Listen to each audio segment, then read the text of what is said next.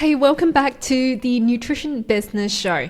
Now, today we're going to be diving into a very common question that I get asked, and that is, how do I stand out online as a dietitian or nutritionist?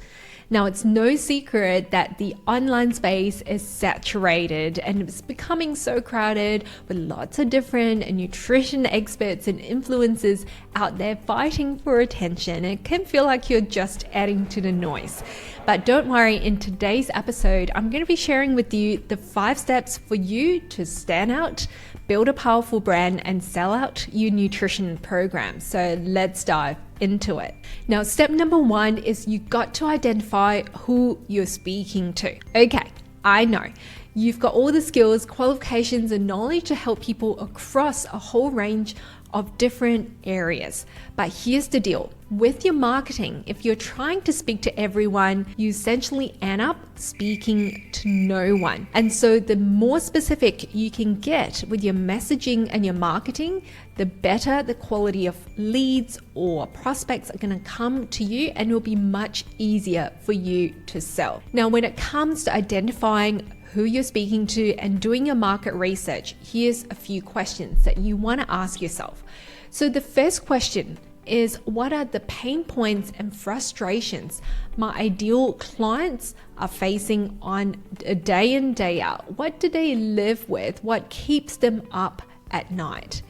And what are they hoping to solve? Now, when it comes to identify who you're trying to speak to, you got to do the market research. And that's the foundation work that we get all our clients to do when they come into our programs.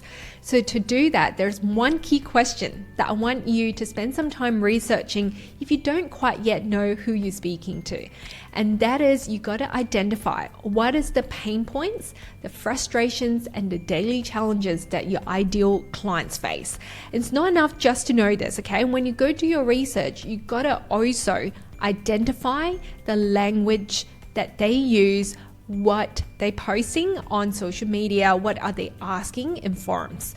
So here's where you can go to do your market research. Facebook groups are incredible. Lots of people are in there sharing their challenges, people are giving advice, people are also sharing their experiences as well. So here's where you can go get those information and get to understand your ideal clients a little bit more.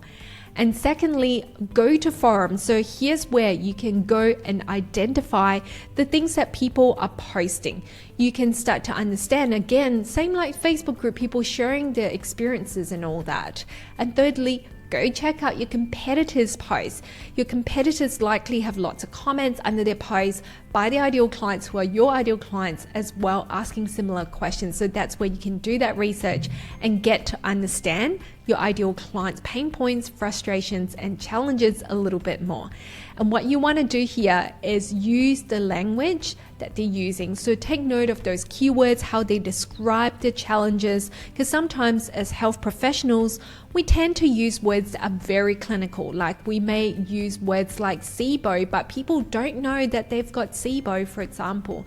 So you got to start to understand, are they describing their bloat as persisting? They wake up with a bloated belly and they feel like so stiff, like rock hard stone, and they are just really struggling with brain fog and not being able to think straight. So start to nail down those keywords that they use. Now, the next thing I want to talk about is niching as part of this, getting more narrow and specific around who you're speaking to. I know that some of you may be thinking that niching is going to limit your opportunities and you're afraid of leaving money on the table. I get it. I was the same as well. When I first started niching, getting the idea of niching, I was so nervous about turning people away and saying no to them. But here's the thing, when you get more narrow and specific with who you're speaking to, who you help, you instantly start to be recognized as the expert, right? You start to cut through the noise and attract those clients who want exactly what you can help them with. And because of this, you start to attract high quality leads, be able to charge more and convert them into paying clients much easier. And niching is essentially how I went from being stuck at 1 to 2K a month, having a whole bunch of random clients coming through the doors, me having constantly to keep up with those professional development, to growing my business to 6 figures within 10 months. So niching is the foundation. It's so key and really important. Now let's move on to step number 2, and that is to build a solid personal brand.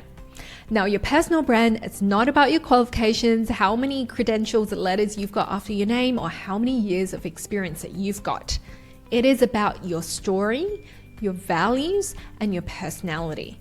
And you have to remember that people buy from people, not from logos or brands. And in order for someone to choose to work with you, they have to first know, like, and trust you before they would consider working with you. And that means that you have to show up and be authentic, right? I get so many people coming to me asking, is it okay if I don't post pictures of myself online, if I don't show up on camera or on video? Here's the thing, like, in order to build trust with someone, they got to see you first. They got to get to know you. And even if you're in a private practice, face-to-face clinic, people need to go visit your website, learn about you, know who you are before they choose to work with you. In the online space, it's the same thing as well. They need to see you.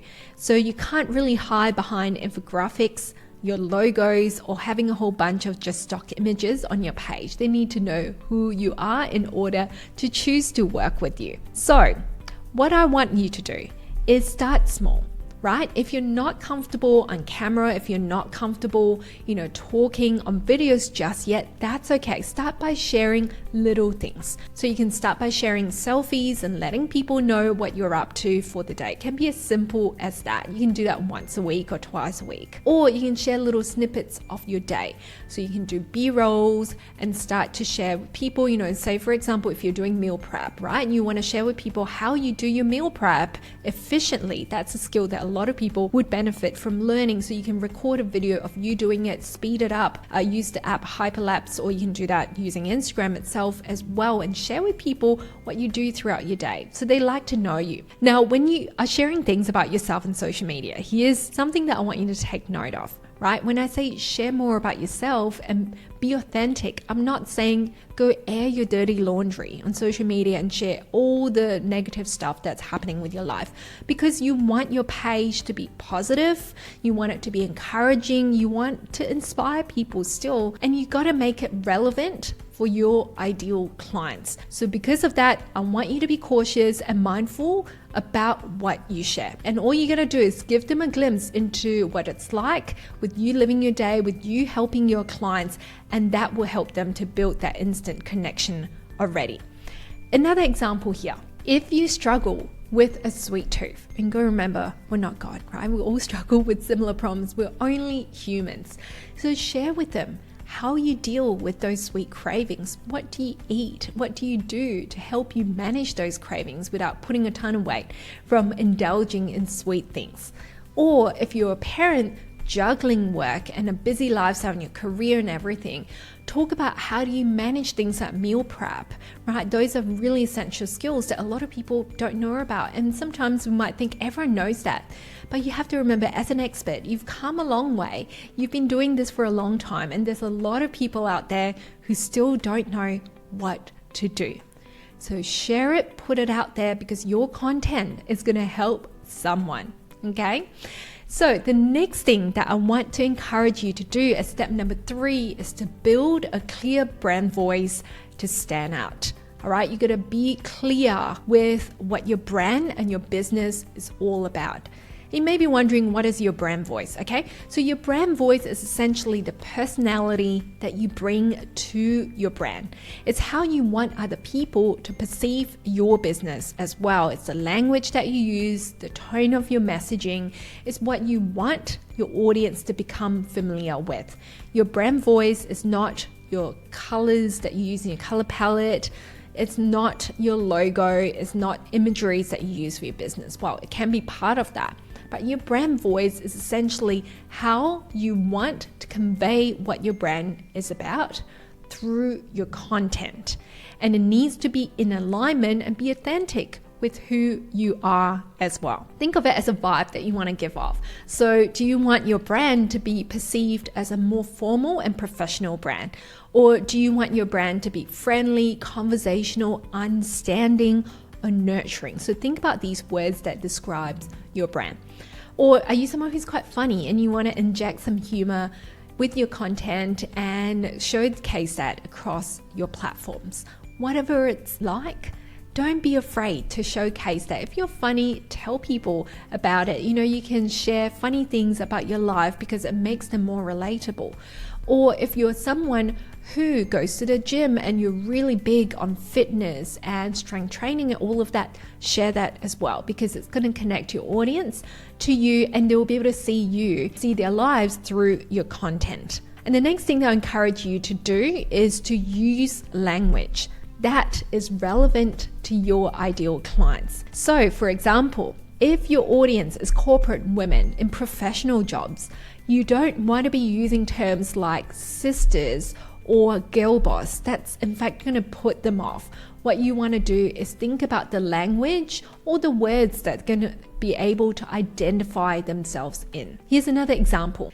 If you're a cancer dietitian, you want to go research the words that treatment will be using, or people who has gone through treatment and now they're in that survivorship phase. What language or terms are they going to use to describe where they're at? Are they calling themselves cancer thriver, right? So again, go to those Facebook groups and see what people are saying. Or if you're a PCOS dietitian, there's a very common word or term that people with PCOS call themselves, and that is PCOS sisters. Sisters as in CYSTERS. It's a very widely recognized term, so when you use that, people start to identify themselves and it builds a sense of community as well.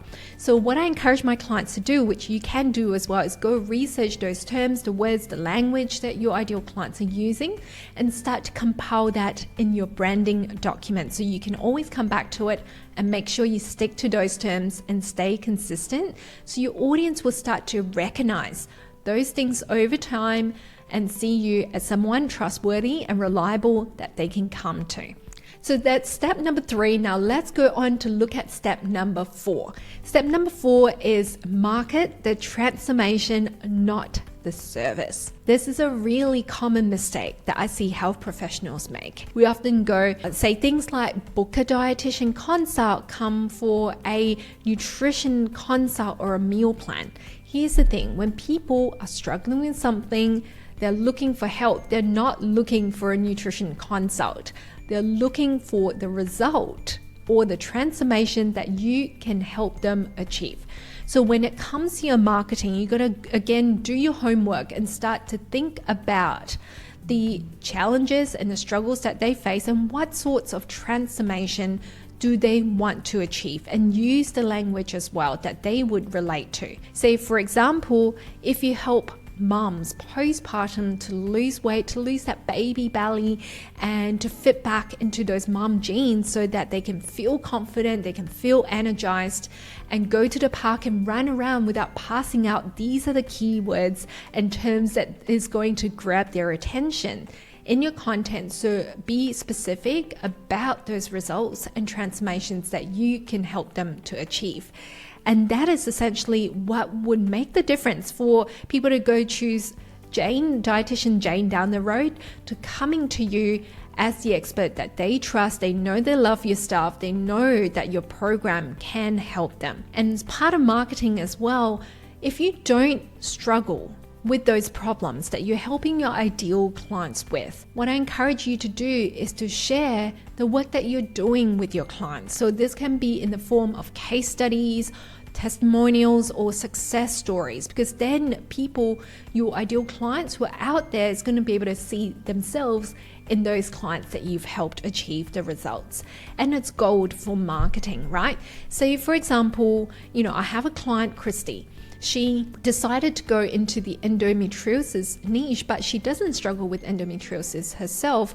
And so one of the things that we talked about very early on is how do we market her services and her program in a way where it still gets people to see the value in what she has to offer. And it's certainly not the 40, 50 videos that she has inside her course. It's not that she had the best sales page or the most amount of meal plans or resources that she's giving away, right? No, that's not what is going to make people buy. What made people buy to go work with her is that they know that she's amazing at helping people to get results, to resolve their gut symptoms, help them take control of endometriosis, and to experience less pain, more energy, and all of those things that she says she can help them with. So I encourage you, when you go do your research, make sure that you get really clear on these results and outcomes that your ideal clients want. So that forms the background for your marketing, the foundation of your content that you can speak to it and start to stand out as the go-to expert in that area. And this brings me, friends, to the last step. Be consistent. Consistency is an overrated word. I know it's talked about a lot, but it is the backbone to a powerful brand. I want you to think about how you can be consistent to show up on social media, to show up in your business, to show up for your clients, to show up through your website in many different ways. But you're going to make sure that your brand voice, your personal brand, the language that you're using is consistent across the board. When it comes to social media, find a routine and a rhythm that works for you. So what works for you is showing up 3 times a week, posting, being on stories twice a week, going live once a fortnight, so be it. That's a routine that you know you can stick with. And over time, that routine is going to breed results. It's going to lead to more connection with your audience. They're going to start to trust your brand more. And that's, my friend, how you build a thriving business, is through these consistent steps. You're a health professional, so you would relate to the example of going to the gym. You know, we tell our clients, if you want to get fit, if you want to increase your muscle tone, if you want to burn more fats, for example, if you're a fitness coach or a dietitian helping people to, get more fit and toned and build strength at the gym, they gotta stick to a routine. They have to go to the gym consistently. They have to lift consistently. They gotta eat well consistently, and they gotta do those reps, because those reps is what will lead to results. They got to flex the muscle and keep training it. Even when they don't feel like it, they got to go to the gym and keep sticking to those habits. And that's essentially the same for business as well. You got to keep doing it even when no one's clapping for you. You got to keep showing up even when you feel like you're repeating yourself. In order to see results, you have to stick to it. So my friends, my advice for you to sum up today's podcast episode is you got to keep showing up, keep delivering value, and over time, you will be known as the go-to expert in your niche. So there you have it. That's the 5 steps to building a powerful brand to stand out and sell out. So let's do a quick recap. Number 1 is you got to identify who you're speaking to. Number 2, build a strong personal brand, because relationships and connections is what sells. Number 3, you got to be clear with your brand voice and stick to it. Number 4, market the transformation, not the service or the consults or your credentials. Number 5 is stay consistent. And I promise you, my friends, if you stick to it, not only will you stand out, you'll also be able to build a thriving brand that people will connect with and remember for a long time. So thank you so much, friends, for tuning in to today's episode on the Nutrition Business Show. If you found this episode helpful, don't forget to hit subscribe and leave me a 5-star review on Apple Podcasts.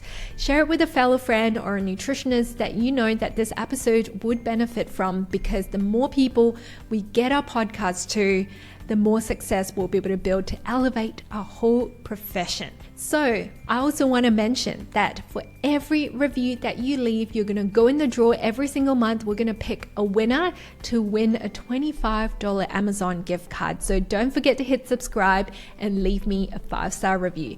Thanks so much for tuning in. I'll see you same time, same place next week. Take care.